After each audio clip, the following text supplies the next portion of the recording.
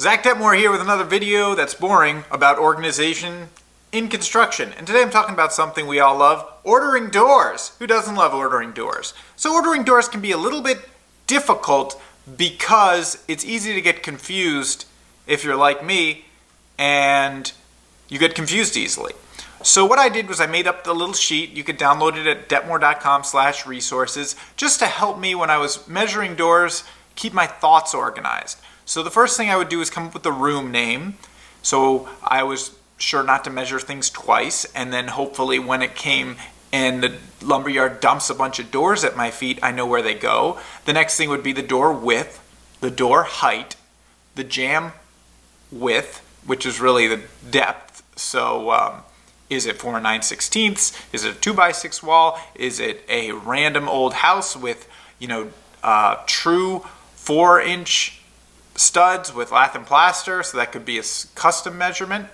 What's the door thickness? A lot of times you'll get doors that are thin, but then maybe I've had jobs where every door was 1 3/8, but then we had a bunch that were 1 3/4 because they were elevator doors, or they were fire doors, or it was a door for a wine cellar, or it's an exterior door.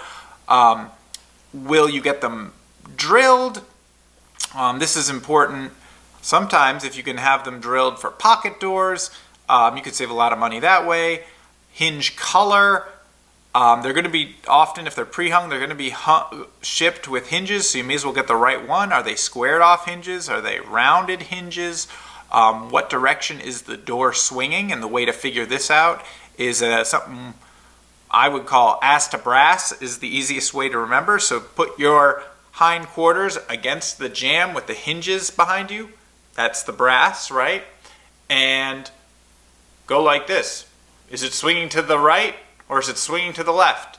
If it's swinging to the right, it's a right-hand swing. If it's swinging to the left, it's a left-hand swing. As to brass is easy to remember. And does it have a sill? What color is the sill? And then there's some details at the top about if you're measuring rough openings, that a rough opening should be about 2 inches wider than the door and about 2.5 inches taller than the door in general. And I put that up there just because sometimes people who work for me would forget that, or I would forget that. It's easy if you don't do it every day to measure an opening when you're framing and say, yeah, 36-inch door, 36-inch opening, moving on to the next thing, but you need that extra room for the jamb thickness. So that's it. Hopefully this video helped you get a little better at measuring doors. This isn't anything complicated, but it is something that I've screwed up enough to realize probably should get a little more organized doing this. See you next time for another video about organization.